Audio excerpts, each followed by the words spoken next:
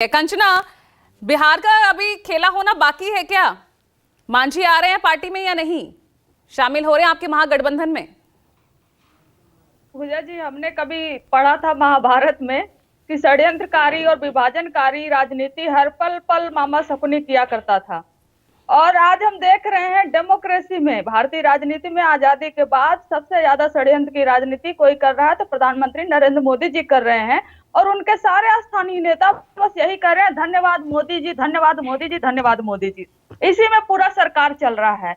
और रही बात कि हमने आदरणीय लालू जी ने कही है, ये नहीं कहा कि हम उसको तोड़ रहे हैं या उसको खरीद रहे हैं या उसको बेच रहे हैं, क्योंकि हमारी राजनीति ये है ही नहीं। इसमें महारत हासिल है भारतीय जनता पार्टी को।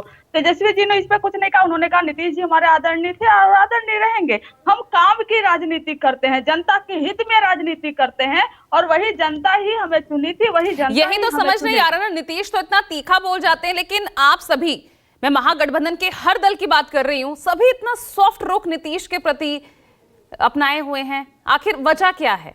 इसलिए मैंने पहले ही पूछा, क्या अभी भी कुछ दिख रहा है पोस्ट पोल अलायंस होता हुआ, या कौन सा खेला होना बाकी है अभी? देखिए, नीतीश जी पे हम क्यों तंज कसे, जब कमी तो भारतीय जनता पार्टी में है। वो कहती है मोदी की गारंटी, लेकिन मोदी की गारंटी से कोई नहीं है, उसको विपक्ष के नेताओं की गारंटी चाहिए, सीबीआई और ईडी की गारंटी चाहिए। उनको बिहार में नीतीश जी की गारंटी की जरूरत हो गई क्या कि वो नीतीश जी पे कैसे उनको लेकर आए, उनके ईडी सीबीआई की धमकी मिली कि किस तरीके से लेकर आए, अब तो वो नीतीश जी ही बताएंगे। लेकिन वो विभाजनकारी और षड्यंत्रकारी राजनीति है, हम उसके भाग्य कभी नहीं थे और उसके हम भाग कभी नहीं होंगे। हम जनता की राजनीति करते हैं, मुद्दों की राजनीति करते हैं, काम की राजनीति करते हैं। जो आज बिहार में दिख रहा है कि कैसे तेजस्वी जी का कद काम की वजह से एकदम बढ़ गया, ये हर कोई इसका गवाह है। तो हम इसमें नहीं पड़ते हैं कि कौन क्या कर रहा है। हमें अपने जो एमएलए हैं उन पर भरोसा है।